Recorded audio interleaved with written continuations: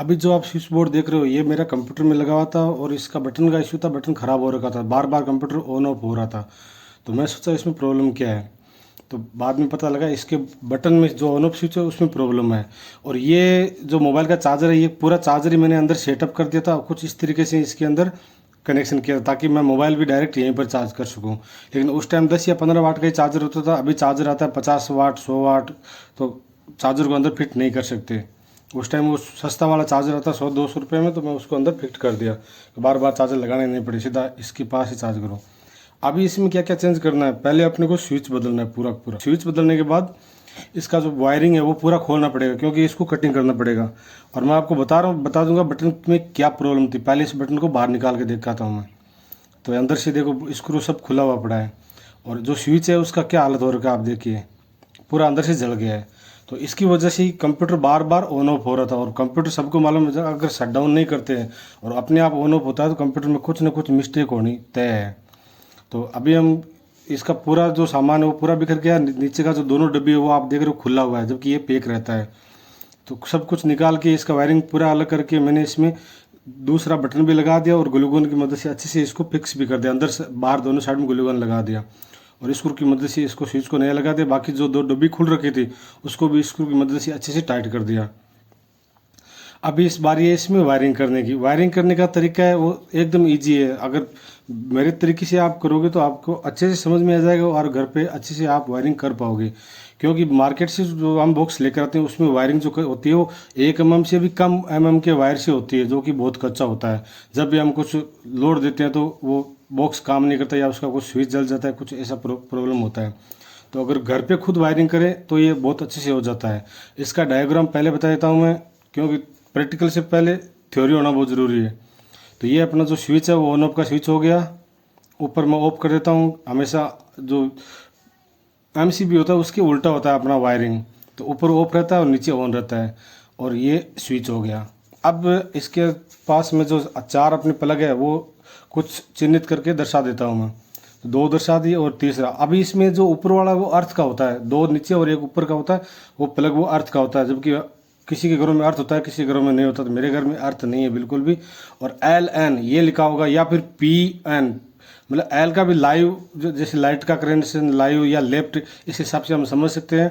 अगर एल की जगह पी होगा तो वो फेस होगा और एन का न्यूट्रन होता ही है। ज़्यादा कुछ नहीं, सीधी सी वायरिंग है। एक साइड के वायर को आपस में जोड़ते जोड़ते अपने को आगे तक जाना है और चारों जो एक साइड के कोने वो लेफ्ट वाले कनेक्शन कर देने हैं। क्योंकि ये लाइव रहेगा, इसमें करंट रहेगा, तो इसको हम स्विच के साथ भी कनेक्शन कर देंगे और स्विच का दूसरा सिरा है वो बिजली के साथ कनेक्शन कर देंगे। वो दूसरा, और ये तो एक वायर हो गया। दूसरा वायर लेकर आते हैं हम इससे डायरेक्ट। ये अपना न्यूट्रल होता है जिसमें करंट नहीं होता। लेकिन ध्यान रखिए अगर सर्किट अधूरा है तो इसमें भी करंट आ सकता है। वो किस तरीके से आ सकता है उसका मैं वीडियो अलग से बना दूंगा। अभी हमने इसके दूसरे वाले सारे कनेक्शन एक दूसरे में कर दिए और इसको डायरेक्ट बाहर निकाल दिया। ऊपर वाले को हम फेस मानते हैं, लाइव मानते हैं, और नीचे वाले को न्यूट्रल मानते हैं। ये अपना कनेक्शन लगभग कंप्लीट हो गया। और अर्थ मेरे घर में है नहीं तो मैं अर्थ का वायर नहीं डालूंगा। जिनके घर में अर्थ होता है उनको अर्थ का वायर डालना चाहिए। और आजकल अर्थ होना जरूरी है, क्योंकि इलेक्ट्रिक व्हीकल जो भी आ रहे हैं सब में अर्थ रहेगा तो चार्ज होता है, नहीं तो चार्ज भी नहीं होता। हाँ, नॉर्मल अर्थ होगा तो भी चलेगा, लेकिन उसमें अर्थ होना जरूरी है। अब बता रहा हूँ, जैसे आपने डायग्राम देखा जो थ्योरी में मैंने पेपर पे बताया, सेम उसी तरीके से मैं इसमें वायरिंग कर रहा हूँ। यहाँ पर 2 वायर लगा दी शुरू में, लेकिन मैं एक वायर निकाल दूँ, क्योंकि यहाँ पर छोटे वायर से मेरा काम हो जाए तो मैं बड़ा वायर क्यों वेस्ट करूँ। तो एक एक करके सब वायर को 2-2 वायर साथ में जोड़ेंगे तो हम लास्ट तक पहुँच जाएंगे।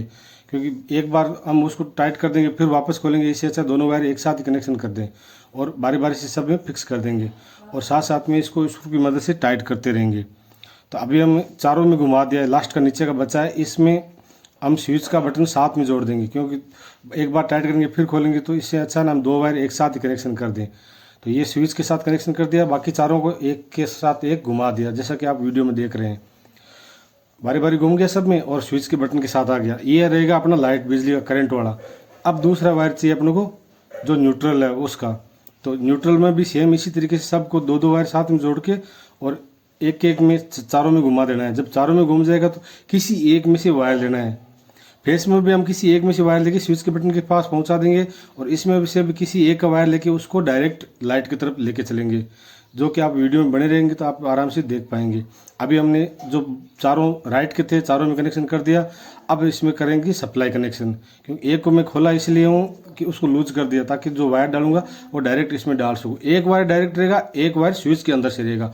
हमारा चारों का एक ही स्विच है। जब अलग अलग स्विच अलग अलग बोर्ड के लिए लगाएंगे तो उसका बॉक्स अलग बनेगा। अगर आप कमेंट कर दोगे तो मैं हर एक स्विच के लिए हर एक बटन के लिए अलग अलग पॉइंट निकाल के भी मैं वीडियो बना दूंगा, तो उसका भी स्विच बोर्ड बना सकता हूँ मैं। आप कमेंट करोगे तो पक्का आपको मिल जाएगा। अभी स्विच में मैंने एक तो फेस का लगा दिया, जिसको हम लाइव बोलते हैं, लाइन बोलते हैं या करंट बोलते हैं जो भी, तो उसको लगा दिया। दूसरे वाले में डायरेक्ट हमने न्यूट्रल लगा दिया, क्योंकि न्यूट्रल में करंट नहीं होता तो दिक्कत नहीं है। अभी सब कुछ सेटअप कंप्लीट हो गया। एक बार अच्छे से चेक कर लेना है अपने को कहीं कुछ मिस्टेक तो नहीं है, और इसको डब्बी के अंदर फिक्स कर देना है। हालांकि ये बोर्ड बहुत पुराना है, मेरे साथ अच्छे से काम कर रहा है। इसमें कुछ प्रॉब्लम हो गया इस बार, तो इस बार मैंने अभी भी इसको ठीक कर दिया। तो अभी ये 5-10 साल और निकाल देगा, क्योंकि वायर मैंने इसमें 1 mm की जोड़े हैं, तो इस पर लोड जितना भी जाएगा तो इसमें कोई नुकसान नहीं होने वाला, अच्छे से वर्क करेगा। और इसको फिक्स करने के लिए ध्यान रखना कहीं से वायर बाहर निकला हो तो उसको अंदर दबा के ही दबाना है।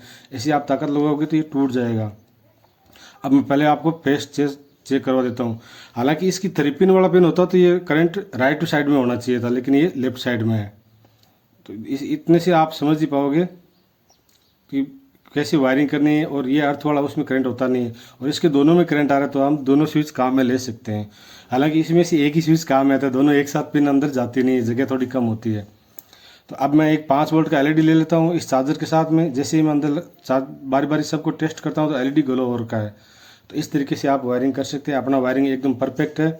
अगर आपने वीडियो यहाँ तक देखा है पूरा, तो इस वीडियो को एक लाइक कर देना, और मेरे चैनल पर पहली बार आए हो तो चैनल को सब्सक्राइब जरूर कर देना। और अगर आपको कुछ पूछना है, कुछ इसमें डाउट रह गया, तो आप कमेंट कर सकते हो। और अगर आपको वीडियो अच्छा लगा हो, आपका दोस्त ये काम करता है, तो उसको शेयर जरूर कर देना। और विशेष जानकारी, अगर आपको इलेक्ट्रिसिटी का बिल्कुल भी नॉलेज नहीं है तो ये काम बिल्कुल भी मत करना। Thank you.